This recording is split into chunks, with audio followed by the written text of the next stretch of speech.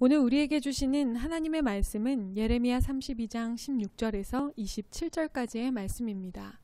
주시는 말씀을 받들어 봉독하겠습니다. 내가 매매 증서를 네리야의 아들 바룩에게 넘겨준 뒤에 여호와께 기도하여 이르되 슬프도소이다 주 여호와여, 주께서 큰 능력과 표신팔로 천지를 지으셨사오니 주에게는 할 수 없는 일이 없으시니이다. 주는 은혜를 천만인에게 베푸시며 아버지의 죄악을 그 후손의 품에 갚으시오니 크고 능력 있으신 하나님이시요 이름은 만군의 여호와시니이다. 주는 책략에 크시며 하시는 일에 능하시며 인류의 모든 길을 주목하시며 그의 길과 그의 행위의 열매대로 보응하시나이다. 주께서 애굽 땅에서 표적과 기사를 행하셨고 오늘까지도 이스라엘과 인류 가운데 그와 같이 행하사 주의 이름을 오늘과 같이 되게 하셨나이다. 주께서 표적과 기사와 강한 손과 펴신 팔과 큰 두려움으로 주의 백성 이스라엘을 애굽 땅에서 인도하여 내시고 그들에게 주시기로 그 조상들에게 맹세하신 바 젖과 꿀이 흐르는 땅을 그들에게 주셨으므로 그들이 들어가서 이를 차지하였거늘 주의 목소리를 순종하지 아니하며 주의 율법에서 행하지 아니하며 무릇 주께서 행하라 명령하신 일을 행하지 아니하였으므로 주께서 이 모든 재앙을 그들에게 내리셨나이다. 보옵소서, 이 성을 빼앗으려고 만든 참호가 이 성에 이르렀고 칼과 기근과 전염병으로 말미암아 이 성이 이를 치는 갈대아인의 손에 넘긴 바 되었으니 주의 말씀대로 되었음을 주께서 보시나이다. 주 여호와여, 주께서 내게 은으로 밭을 사며 증인을 세우라 하셨으나 이 성은 갈대아인의 손에 넘기신 바 되었나이다. 그때 여호와의 말씀이 예레미야에게 임하여 이르시되 나는 여호와여 모든 육체의 하나님이라 내게 할 수 없는 일이 있겠느냐. 아멘. 어렵지만 아름다운 순종의 길이라는 제목으로 오늘 주시는 말씀의 은혜를 함께 나누겠습니다. 우리는 지금 예레미야 30장에서 33장까지의 위로의 책 부분을 계속해서 묵상하고 있습니다. 사실 30장에서 33장 사이에서 가장 중요한 말씀은 바로 새 언약의 말씀입니다. 31장 31절 말씀입니다. 여호와의 말씀이니라. 보라, 날이 이르리니 내가 이스라엘 집과 유다 집에 새 언약을 맺으리라. 아멘. 옛 언약은 이스라엘 백성들이 출애굽하였을 때 하나님께서 광야에서 돌판에 기록하여 주셨던 약속의 말씀이었습니다. 하나님께서는 약속의 말씀을 돌판에 새겨 주시며 이스라엘을 하나님의 백성으로 부르셨습니다. 그러나 이스라엘은 돌판에 새겨진 하나님의 명령들을 완벽하게 지켜낼 수 없는 존재들이었고 번번이 실패하였습니다. 이로 인해 하나님께서는 이스라엘을 바벨론의 포로가 되게 하시는 심판을 통해 낮아지게 하시는 것입니다. 그리고 다시 언약을 주시는데 이번에는 돌판이 아닌 각 사람의 마음에 새겨 주시겠다고 약속하시는 것입니다. 옛 언약은 그 약속의 돌판을 직접 받은 이스라엘 백성들에게 한정되어 있었습니다. 또한 행위로 그 언약에 순종한다는 것을 증명해야 했습니다. 그러나 마음에 새겨지는 새 언약은 그 약속의 말씀을 마음에 새긴 이들이라면 누구나 그 언약의 대상이 될 수 있었고 그 언약의 말씀을 지키고 순종할 수 있는 것입니다. 중요한 것은 율법을 지키는 행위가 아니라 마음과 영혼의 전인격적인 변화인 것입니다. 이 새 언약은 신약에 와서 예수 그리스도를 통해 온전히 성취되며 성령님의 내주, 즉 우리 마음에 거하심으로 우리가 새 언약의 은혜 아래에서 하나님의 백성으로 살게 되는 것입니다. 그런 약속의 말씀이 있은 후 예레미야 32장은 다시 예레미야가 처해 있는 지금의 상황으로 돌아옵니다. 때는 시드기야 10년, 이제 바벨론에 의해 예루살렘은 완전히 포위되었으며 망하는 것만 남아있는 상황입니다. 어떻게 해서든 끝까지 나라와 또 자신의 왕으로서의 권위와 자리를 지켜보고자 하나님의 말씀에 결코 귀 기울이지 않았던 시드기야는 마지막 순간까지도 계속 바벨론에게 유다가 멸망할 것이라고 예언하는 예레미야를 그냥 둘 수 없었습니다. 그래서 더 이상 하나님의 말씀을 예언하지 못하도록 예레미야를 시위대 뜰에 가둡니다. 그런 상황에서 하나님께서 예레미야에게 친족 하나멜이 파는 아나돗의 땅을 사라고 말씀하시고, 예레미야는 나라가 곧 멸망하는 이 시국에 자신의 가진 재산을 털어 땅을 매입합니다. 정말 말도 안 되는 행위가 아닐 수 없습니다. 나라가 곧 망해서 이방 민족에게 모든 땅을 빼앗기게 생겼는데, 오히려 땅을 팔아 현금으로 지니고 있어야 할 이 시기에 멸망하는 나라의 땅을 사다니 말도 안 되는 일이었던 것입니다. 하지만 예레미야는 하나님의 이 말씀이었기에 순종합니다. 그럼에도 불구하고 예레미야도 하나님의 뜻이 완벽히 이해되어 밭을 사라는 명령에 순종하였던 것은 아니었습니다. 오늘 함께 읽은 본문 25절 말씀입니다. 주 여호와여, 주께서 내게 은으로 밭을 사며 증인을 세우라 하셨으나 이 성은 갈대아인의 손에 넘기신 바 되었나이다. 아멘. 새번역 성경으로 다시 이 절의 말씀을 읽어보면 이렇습니다. 주 하나님, 어찌하여 주님께서는 이 도성이 이미 바빌로니아 군대의 손에 들어가게 되었는데 저더러 돈을 주고 밭을 사며 증인들을 세우라고 말씀하셨습니까?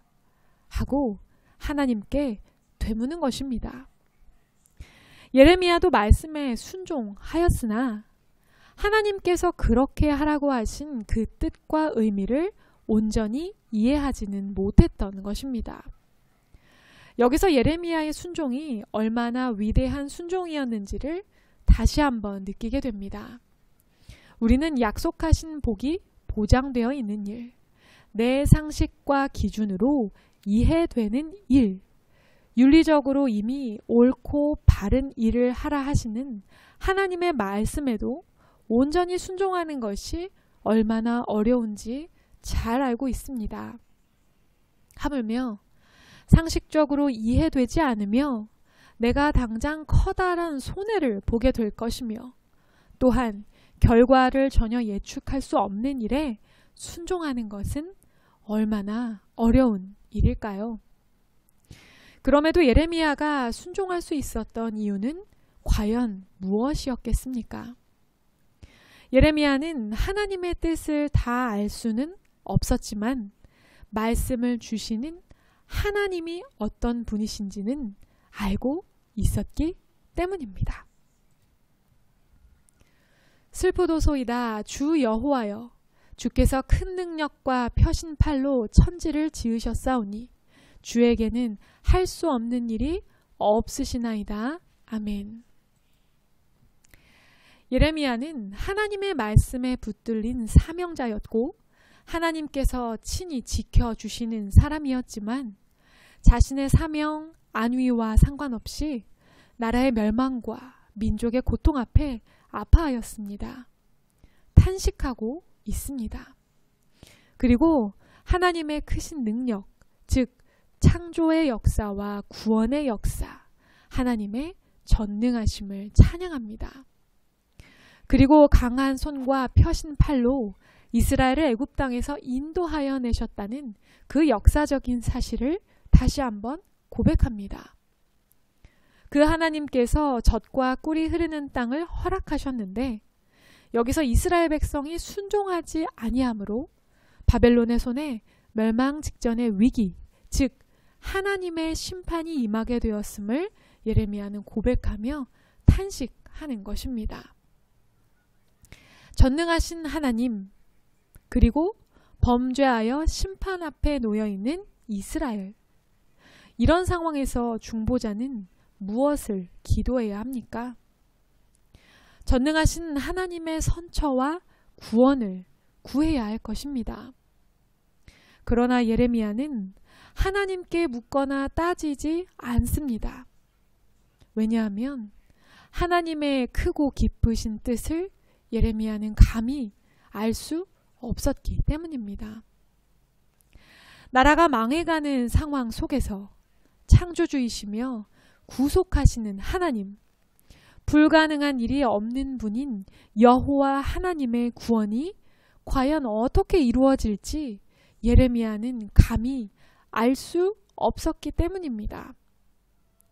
즉 예레미야는 알 수 없어도 순종한 것입니다. 그리고 하나님께 그저 그 안타까운 마음을 탄식하며 토로하였을 뿐입니다. 하나님께서는 예레미야의 기도에 응답하십니다. 나는 여호와요 모든 육체의 하나님이라 내게 할 수 없는 일이 있겠느냐? 아멘. 마치 그래 네가 나를 잘 아는구나 라고 인정해 주시는 것 같습니다. 내가 말한 대로 나는 모든 사람을 지었으며 할 수 없는 일이 없다. 하나님께서 친히 선포하십니다. 하나님은 누구보다 예레미야의 심정을 잘 아셨을 것입니다. 그래서 심판의 이유를 알고 있는 예레미야에게 다시 한번 친절하게 심판의 이유를 설명해 주십니다. 왕과 고위 관리들로부터 일반 백성에 이르기까지 하나님을 저버리고 바알과 몰렉과 같은 이방신들을 섬겼습니다. 심지어 몰렉을 섬기면서는 자녀들을 제물로 바치기까지 했던 것입니다. 그런데 여기에 더 중요한 것이 있습니다. 35절 하반절 말씀입니다. 그들이 이런 가증한 일을 행하여 유다로 범죄하게 하는 것은 내가 명령한 것도 아니요 내 마음에 둔 것도 아니니라. 아멘. 하나님께서는 이스라엘이 이렇게 죄악에 빠지고 하나님 보시기에 악한 일을 행할 것이라고 명령하시지도 않으셨고 생각해 본 적도 없으셨다는 것입니다. 하나님은 왜 우리가 죄를 짓게 내버려 두실까요? 라는 질문에 대한 대답이 바로 여기에 있는 것입니다. 하나님은 우리가 죄를 짓게 내버려 두신 적이 한 번도 없으셨던 것입니다. 끊임없이 말씀하시고 우리를 다시 부르시고 돌이키게 하셨으나 끝까지 듣지 않고 돌아서지 않은 것은 우리의 죄로 물든 선택이었던 것입니다. 여호와의 말씀이니라 너희를 향한 나의 생각을 내가 아나니 평안이요 재앙이 아니니라 너희에게 미래와 희망을 주는 것이니라. 아멘. 하나님은 한 번도 우리에게 재앙을 주기 원하신 적이 없으셨습니다. 평안과 희망을 약속하시는 하나님 앞에서 재앙의 길을 선택하여 걷는 것은 우리의 어리석은 인간들인 것입니다. 그럼에도 하나님은 또다시 우리에게 회복을 약속하실 것입니다. 그 약속 앞에 우리는 다시 하나님께서 주시는 평안과 희망을 보고 붙들 수 있어야 합니다. 그리고 평안과 희망을 볼 수 있는 가장 분명한 방법은 바로 눈앞에서 일어나는 현상과 상황을 보지 말고 하나님을 보는 것입니다. 말도 안 되는 상황에서 말도 안 되는 하나님의 명령에 예레미야가 여전히 이해하지 못하지만 순종했던 것은 예레미야가 상황은 모르고 하나님의 뜻을 온전히 이해할 수는 없었지만 내가 믿는 하나님은 누구신지 분명히 알았기 때문입니다. 세상을 창조하시고 이스라엘을 구원하셨으며 지금도 구원의 사역을 이루어 가시며 또한 이스라엘을 사랑하시어 회복을 약속하시는 하나님이 어떤 분이신지를 분명히 알았기 때문입니다. 우리도 마찬가지입니다. 인생에 찾아오는 아픔과 어려운 문제들 속에서 이해할 수 없는 하나님의 뜻과 섭리 속에서도 상황을 보는 것이 아니라 하나님을 바라보며 하나님의 뜻에 순종해야 하는 것입니다. 그리고 여전히 이해되지 않고 해소되지 않는 마음의 탄식과 슬픔과 궁금증은 하나님께 내어놓아야 합니다. 선 순종, 후 질문. 바로 32장의 예레미야처럼 말도 안 되는 말씀에 먼저 순종하여 이해되지 않는 마음을 하나님께 털어놓는 것이 바로 우리가 선택해야 할 바른 순서인 것입니다. 하나님께서 이 시대 그리스도인들에게 원하시는 순종은 결코 쉬운 순종이 아닐 것입니다. 남들이 가지 않는 길을 가야 하고 남들이 선택하지 않는 것을 선택해야 하며 빤히 보이는 유익을 포기하고 때로는 손해를 입기도 하고 거꾸로 돌아가야 할 때도 있어야 합니다. 고향과 친척과 아버지의 집을 떠나가야 하는 것이고 아들을 제물로 바칠 수 있어야 하는 것이며 망해가는 나라의 땅을 사야 하고 아무런 죄도 없지만 십자가에 못 박혀 죽어야 하는 것입니다. 그러나 이런 어려운 말씀에 순종하였을 때 우리가 감히 헤아릴 수 없는 하나님의 놀라운 구원의 역사가 이루어지게 됩니다. 믿음의 조상이 되어 하나님의 백성들을 세우게 되고 나라와 민족이 다시 회복되고 돌아올 것을 소망하게 되며 죽음의 권세를 이기고 부활하여 온 인류의 구원의 소망이 된 것처럼 말입니다. 그리스도인으로 살아가는 것은 끊임없이 순종하는 삶을 사는 것입니다. 다 알 수 없어도 다 이해하지 못해도 신실하신 하나님을 바라보며 그분의 뜻에 순종하기로 결단하는 것입니다. 그리고 하나님 앞에 내 아픔과 탄식을 고백할 때 세밀하게 응답하시고 말씀하시고 알려주시는 하나님의 음성에 위로받고 새로운 소망을 붙들며 다시 순종의 길을 걸어가는 것입니다.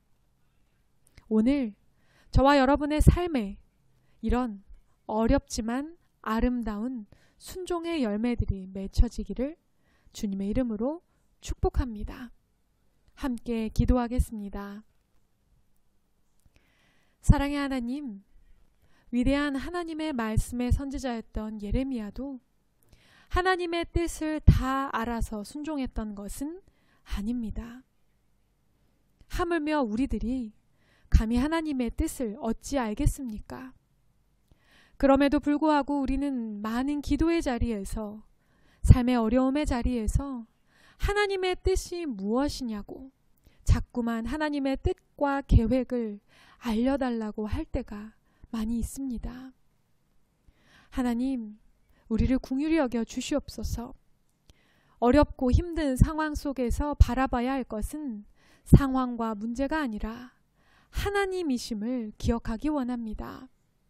하나님께서 이 문제를 어떻게 해결하실까가 아니라 문제를 해결해 주실 하나님이 어떤 분이신가를 기억하는 것임을 이 시간 다시 한번 마음에 새기며 어렵지만 아름다운 순종의 길을 걸어가는 우리가 되게 하여 주시옵소서. 모든 말씀 예수님의 이름으로 간절히 기도드립니다. 아멘.